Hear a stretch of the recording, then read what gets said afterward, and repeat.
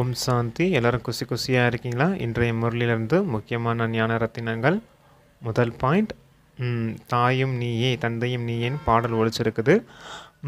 அந்த பாட்டை வச்சு பாபா புரிய வைக்கிறார். அந்த பாட்டினுடைய அடுத்த வரி, நீங்களே படகாகவும் படகோட்டியாகவும் இருக்கிறீங்க அப்படின்னு வந்திருக்குது. அப்போ இது எப்படி இருக்குதுன்னா, நீங்களே பூஜைக்குரியவராகவும் இருக்கீங்க, பூஜாரியாகவும் ஆகுறீங்க அப்படின்றது மாதிரி ஒலிக்குது. இந்த பாட்டை கேட்டோன்னே ஞான ஒளி நிரம்பிய ஆத்மாக்கள் பாட்டை நிப்பாட்டிடுவாங்க. ஏன்னா இந்த பாட்டு தந்தைக்கு நிந்தனை செய்கிறது மாதிரி இருக்குது. அதன் காரணத்தினால நிப்பாட்டிடுறாங்க. உங்களுக்கு இப்போ ஞானம் கிடச்சிருக்குது, கீதையின் ஞானம். கீதையை தான் சாஸ்திரங்களின் சிரோன்மணி அப்படின்னு சொல்கிறாங்க. இந்த கீதை தான் தர்மத்தை ஸ்தாபனை செய்யக்கூடிய நூலாகவும் இருக்குது அப்படின்னு சொல்கிறார். அதர்மத்தை அழித்து தர்மத்தை ஸ்தாபனை செய்கிறதுக்காகவே பகவான் வந்திருக்கார் இல்லையா? அதுக்காக இப்படி சொல்லியிருக்கார் பாபா. ஆனால் அங்கே மனிதர்கள் அதையே தவறாக எழுதி வச்சுருக்காங்க. ஏன்னா நிராகார தந்தை வேறு, கிருஷ்ணர் வேறு. நிராகார தந்தையினுடைய மகிமையை தூக்கி கிருஷ்ணருக்கு வச்சுட்டாங்க, அவருடைய மகிமையே வேறு அப்படின்னு சொல்கிறார். தந்தைக்கு தான் விருட்சபதி அப்படின்னு சொல்ல முடியும், பதிகளுக்கெல்லாம் பதி, தந்தைக்கெல்லாம் தந்தைன்னு சொல்ல முடியும். இந்த மகிமை கிருஷ்ணருக்கு சொல்ல முடியாது இல்லையா அப்படின்னு சொல்கிறார். கிருஷ்ணருடைய மகிமையே வேறு. அவர் சத்தியுகத்தின் இளவரசராக இருக்கார். அவர் சத்தியுகத்தில் தர்மம் நிரம்பிய ஒரு உலகத்தில் இருக்கார். அவர் எப்படி இந்த அதர்மம் நிறைஞ்ச உலகத்தில் உங்களுக்கு ராஜயோகம் கற்பிக்க முடியும் அப்படின்ற மாதிரி கேட்குறாரு. ராஜயோகம் எதுக்கு கற்பிக்கப்படுது? அதர்மம் நிறைஞ்ச உலகத்துலேருந்து தர்மத்தை ஸ்தாபனை செய்யணும் அப்படிங்கிறதுக்காக தான் ராஜயோகம் கற்பிக்கப்படுது. அப்போ அவர் எப்படி சத்தியுகத்தின் இளவரசர் எப்படி அந்த அதர்மம் நிறைஞ்ச உலகத்தில் ராஜயோகத்தை கற்பிக்க முடியும்? அப்போ அவருடைய மகிமை வேறு அப்படின்னு சொல்கிறார். இதன் மூலமாக புரி வைக்கப்படுது கீதையின் பகவான் சிவபாபா அப்படிங்கிறது விஷயம் தெரிய வருது அப்படின்னு சொல்கிறார். அப்போ யாருக்குமே இங்கே யதார்த்தமான ஞானம் இல்லை. சாஸ்திரத்தில் கூட உப்பளவுக்கு தான் உண்மை இருக்குது, மாவளவுக்கு பொய் இருக்குது அப்படின்னு சொல்கிறார்.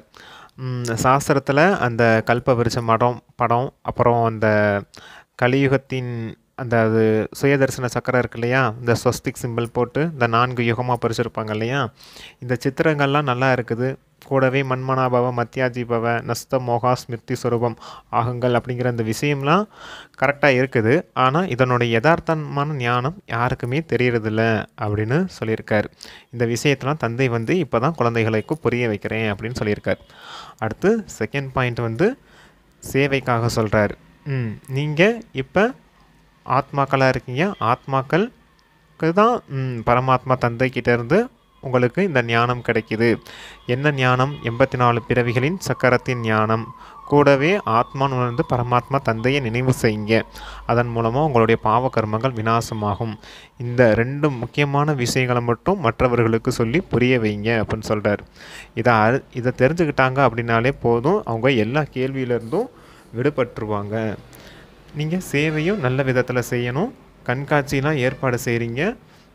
மனிதர்கள் எவ்வளவு கூட்டமாக கற்றுக்குறாங்க அப்படின்னு சொல்கிறார். அப்போ நிறையா பேர் வருவாங்க. நிறைய பேர் வரதை பார்த்து இன்னும் நிறையா பேர் வருவாங்க அப்படின்னு சொல்கிறாரு.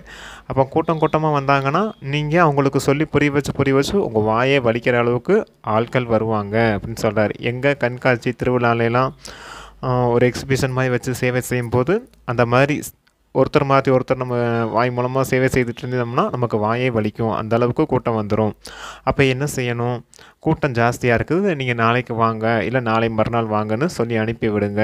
மாத கணக்கில் இந்த எக்ஸிபிஷன் நடக்கிற மாதிரி சூழ்நிலை இருந்தால். இல்லாட்டினா இந்த சென்டருடைய விலாசம் இங்கே இருக்குது, பார்த்து நோட் பண்ணிக்கோங்க. நீங்கள் சென்டருக்கு வாங்க, அந்த இடத்துல உங்களுக்கு நாங்கள் இந்த விஷயங்கள்லாம் சொல்லி புரிய வைப்போம் அப்படின்னு சொல்லி அவங்கள நல்ல விதத்தில் அனுப்பி வைங்க. நல்ல தேவதைகளின் மீது அன்பு கொண்டவங்க, மனிதன்லேருந்து தேவதையாகணுன்ற ஆர்வம் கொண்டவங்களுக்கு நல்ல விதத்தில் நீங்கள் சொல்லி புரிய வைக்கணும். மேலும் நீங்கள் ஊராக போய் தண்டோராவும் போடணும். மனிதன்லேருந்து தேவதை ஆகிறது எப்படி, நரகவாசிலேருந்து சொர்க்கவாசி ஆகிறது எப்படி, விநாசம் எப்போ நடக்கும், புது உலகத்தின் ஸ்தாபனை எப்போ நடக்குது அப்படிங்கிறதெல்லாம் விஷயத்தெல்லாம் இங்கே தெரிஞ்சுக்கோங்க அப்படின்னு சொல்லி நீங்கள் ஊரெல்லாம் போய் தண்டோரா அடித்து சேவை செய்யணும் அப்படின்னு சொல்லியிருக்கார். அடுத்து தேர்டு பாயிண்ட்டு, சத்தியுகத்துக்கும் கலியுகத்துக்கும் இரவு பகலுக்கான வித்தியாசம் இருக்குது அப்படின்னு சொல்கிறாரு. பிரம்மாவின் இரவு பிரம்மாவின் பகல்னு சொல்லப்படுது சாஸ்திரத்தில். விஷ்ணுவின் இரவு விஷ்ணுவின் பகல் அப்படின்னும் இருக்குது அப்படின்னு சொல்கிறார். விஷயம் ஒன்று தான், ஆனால் வார்த்தைகள் தான் வித்தியாசமாக இருக்குது அப்படின்னு சொல்கிறார். பிரம்மாவுக்கும் 84 பிறவிகள் தான், விஷ்ணுவுக்கும் 84 பிறவிகள் தான். ஒரே ஆத்மா தான் 84 பிறவிகள் இருக்குது. ஆனால் இந்த பிரம்மாலேருந்து விஷ்ணு ஆகக்கூடிய இந்த லீப் யுகம் இருக்கு இல்லையா, புருஷோத்தம சங்கம யுகம், இந்த பிறப்பினுடைய விஷயம் மட்டும் தனிப்பட்டது அப்படின்னு சொல்கிறார். அதாவது இந்த முழு சக்கரமும் 84 பிறவிகள் தான். பிரம்மா ஆத்மா தான் விஷ்ணுவாக மாறுது, விஷ்ணு ஆத்மா தான் இறுதியில் பிரம்மாவா ஆகுது அப்படிங்கிறதுக்காக சொல்கிறார். இது பிரம்மா பாபாவுக்கும் ஆன விஷயம் மட்டும் இல்லை, பிரம்மாவின் குமார குமாரிகளுக்கும் ஆனது அப்படின்னு சொல்கிறார். இந்த புருஷோத்தம சங்கம யுகத்தில் தான் ஈஸ்வரனே வந்து ஈஸ்வரிய வழியை கொடுக்குறாரு. அப்போ அவர் வழிப்படி நம்ம நடக்கும் போது தான் இது போல் லட்சுமி நாராயணனா நம்ம ஆகிறோம் அப்படின்னு சொல்லி புரிய வைங்க. இது லட்சுமி நாராயணன் சித்திரத்தை வச்சு புரிய வைக்கும்போது மனிதர்களுக்கு நல்ல விதத்தில் புரியும். ஈஸ்வரன் நம்மளை இந்த அளவுக்கு உயர்ந்தவர்களாக ஆக்குறாரு. ஈஸ்வரன் தான் வந்து தேவி தேவதா தர்மத்தை ஸ்தாபனை செய்கிறாரு. இது அதர்மம் நிறைஞ்ச உலகமாக இருக்குது. அதர்மம் நிறைஞ்ச உலகத்துலேருந்து விடுவிச்சு நம்மளை தர்மம் நிறைஞ்ச உலகமான அந்த சொர்க்கத்துக்கு அழைச்சிட்டு போகிறாரு இந்த ராஜயோகத்தை கற்பிச்சு அப்படின்னு சொல்லுங்க. இந்த மாதிரி சின்ன சின்ன விஷயங்களை அவங்களுக்கு சொல்லி புரிய வைக்கும்போது கூட நல்ல விதத்தில் அவங்க புரிஞ்சுக்கிடுவாங்க அப்படின்னு பாபா சொல்கிறார். இது சேவைக்காக சொல்கிறார் பாபா. 4th பாயிண்ட்டு, பிராமணர்கள் அவர்களுடைய சங்கத்துக்கு போயும் நீங்கள் நல்ல விதத்தில் சேவை செய்யணும். பிராமணர்கள் அதாவது கலியுக பிராமணர்கள் தங்களை உயர்ந்தவர்கள் உத்தமமானவர்கள் நினைக்கிறாங்க. அதன் முன்னால் தான் பிராமணர்களுக்கு போஜனம் படைக்கிறாங்க அப்படின்னு சொல்கிறார். அப்போ தேவதைகளுக்கோ சத்திரியர்களுக்கோ வைசியர்களுக்கோ சூத்திரர்களுக்கோ யாரும் போஜனம் படைக்கிறதா இல்லை, ஆனால் பிராமணர்களுக்கு போஜனம் படைக்கிறாங்க. ஏன்னா அவங்க தான் உத்தமமானவர்கள்னு புரிஞ்சுருக்காங்க. அப்போ அவங்களுக்கு கூட அந்த குலத்தின் பெருமை இருக்கும், நாங்கள் உயர்ந்தவர்கள் அப்படின்னு. அப்போ அவங்களுக்கும் நீங்கள் நல்ல விதத்தில் போய் சேவை செய்யணும். அவர்களுடைய சங்கம் எங்கே இருக்குதுன்னு பார்த்து அந்த சங்கத்தில் போய் நீங்கள் சேவை செய்யுங்க. நாம் பிரம்மாவின் குமாரர்கள் இருக்கோம் பிராமணர்களாக. அப்போ பிரம்மாவினுடைய அறிமுகத்தையும் சொல்லணும் அப்படின்னு சொல்கிறார். பிரம்மா யாருடைய குமாரராக இருக்கார்? பிரம்மாவுக்கு நாம் குமாரர்களாக இருக்கோம். கூடவே அந்த பிரம்மா யாருக்கு குமாரராக இருக்கார்? சிவபாபாவுக்கு குமாரராக இருக்கார். அப்போ சிவபாபா கிட்டேருந்து தான் பிரம்மா மற்றும் பிரம்மா குமாரிகளுக்கு ஆஸ்தி கிடைக்கிது. தந்தை நினைவு செய்கிறதன் மூலமாக நம்மளை ஆத்மான்னு புரிஞ்சுக்கிட்டு பரமாத்மா தந்தை நினைவு செய்கிறதன் மூலமாக பாவக்கர்மமும் அழியும், கூடவே தந்தைக்கிட்டேருந்து சொர்க்கத்துக்கான ஆஸ்தியும் கிடைக்கும் அப்படின்னு நல்ல விதத்தில் சொல்லி அவங்களுக்கு புரிய வச்சு அவங்களுக்கும் நன்மை செய்யுங்க அப்படின்னு சொல்லியிருக்காரு. கூடவே அடுத்து வயதானவர்களுக்கும் சங்கம் இருக்கும், அந்த இடத்துலையும் போய் நீங்கள் சேவை செய்யலாம். இந்த உலகம் முழுக்க காடு போல தான் இருக்குது, நீங்கள் நல்லா போய் வேட்டையாடலாம் அப்படின்னு சொல்கிறார். சேவைக்காக சொல்கிறார். எல்லாருமே சூத்திரர்களாக இருக்காங்க இந்த காட்டில். அப்போ எல்லாரையும் நல்ல விதத்தில் சிவபாபாவுடைய அறிமுகம் கொடுத்து நீங்கள் பிராமணர்களாக மாற்றலாம் அவங்கள அப்படின்றதுக்காக சொல்கிறார். அனுமானுடைய உதாரணம் கூட இருக்குது இல்லையா அப்படின்னு சொல்லிட்டு அந்த சத் சங்கத்தை பற்றி சொல்கிறார். சத் சங்கத்தில் ராமாயணம் எங்கெல்லாம் ஒலிக்குதோ அங்கெல்லாம் அனுமான் போய் அமர்ந்து அங்கே அவங்களோட சேர்ந்து அந்த ராமாயண கதையை ரசித்து கேட்டுட்ருப்பார். அதே போல் நீங்களும் இந்த மற்ற சத் சங்கங்கள்லாம் இருக்குது அப்படின்னா அங்கேயும் போய் நீங்கள் அவங்களோட கலந்து போய் அமர்ந்து நான் உங்களுக்கு நன்மை செய்ய வந்திருக்கோம் அப்படின்னு சொல்லி அவங்களோட உரையாடல் செய்யணும். என்ன நன்மை செய்ய வந்திருக்கீங்க அப்படின்னு கேட்பாங்க. அப்போ சொல்லணும், உயர்ந்ததிலும் உயர்ந்தவர் யார் அப்படின்னு கேளுங்க. அப்போ அவங்க சொல்லுவாங்க, உயர்ந்ததிலும் உயர்ந்தவர் பகவான் தான். அப்போ பகவான் கிட்டேருந்து தான் ஆஸ்தியும் கிடைக்கணும் இல்லையா அப்படின்னு கேள்வி கேட்டு தந்தை எந்த மாதிரி இருக்கார், தந்தையின் ஆஸ்தி இப்படி கொடுக்க வந்திருக்காரு அப்படின்னு சொல்லி அவங்களுக்கும் நல்ல விதத்தில் புரிய வச்சு அவங்களுக்கும் நன்மை செய்யுங்க அப்படின்னு சொல்லியிருக்கார்.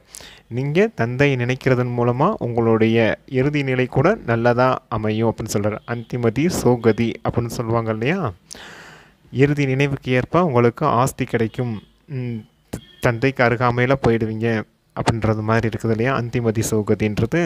அந்த விஷயத்தையும் அவங்களுக்கு சொல்லி புரிய வச்சு சேவை செய்யுங்க அப்படின்னு சொல்லியிருக்கார். வரதானம், நான் மற்றும் எனது இதனை பலி செய்யக்கூடிய சம்பூரண மகாபலி ஆகுங்கள். எல்லைக்குட்பட்ட மனிதர்கள் மற்றும் பொருட்கள் மீது உள்ள பற்றுதல் தான் எனது என்பதாகும். எனது என்பது இதனை நான் செய்தேன், நான் செய்கிறேன், நான் தான் செய்தேன் இப்படி சொல்லக்கூடிய இந்த நான் என்பதை பலி கொடுங்க. அதை தான் சம்பூரண மகாபலி அப்படின்னு சொல்ல முடியும்.